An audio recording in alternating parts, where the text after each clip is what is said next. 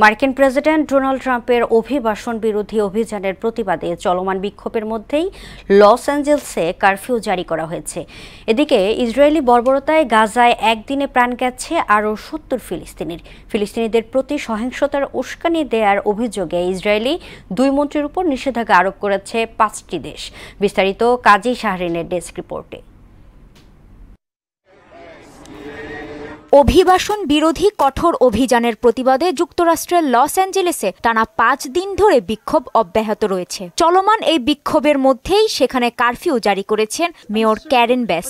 ইতোমধ্যেই বেশ কিছু বিক্ষোভকারীকে গ্রেফতার করেছে আইন শৃঙ্খলা বাহিনী।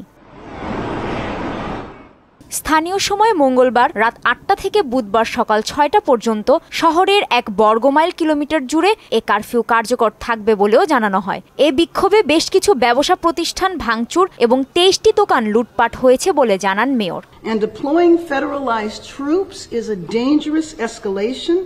But we need to be real about this. Los অ্যাঞ্জেলেসের লাতিন জনগোষ্ঠী অধ্যুষিত এলাকাগুলোয় ফেডারেল ইমিগ্রেশন কর্মকর্তারা বড় সংখ্যায় অবৈধ অভিবাসীদের গ্রেফতার শুরু করলে লোকজন এর প্রতিবাদে বিক্ষোভে নামেন। তবে প্রেসিডেন্ট ট্রাম্প নিজের অবস্থানে অটল থাকার বার্তা দিয়েছেন।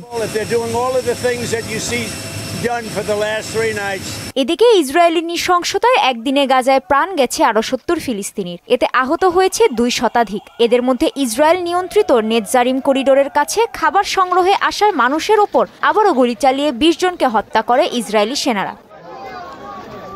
অন্যদিকে ইসরায়েলের ২ মন্ত্রী ইতামার বেন গিভর এবং বেজালের স্মোরিচের ওপর যৌথভাবে নিষেধাজ্ঞা জারি করেছে কানাডা, অস্ট্রেলিয়া, নিউজিল্যান্ড, নরওয়ে এবং যুক্তরাজ্য। ফিলিস্তিনিদের ওপর সহিংসতায় উস্কানি দেওয়ার অভিযোগে এ পদক্ষেপ নেওয়া হয়। এছাড়া ব্রিটিশ পররাষ্ট্রমন্ত্রী ডেভিড ল্যামি জানিয়েছেন, যুক্তরাজ্যে থাকা তাদের সব ধরনের সম্পদ জব্দ করা হবে। কাজী শাহরিন, মোহনা সংবাদ।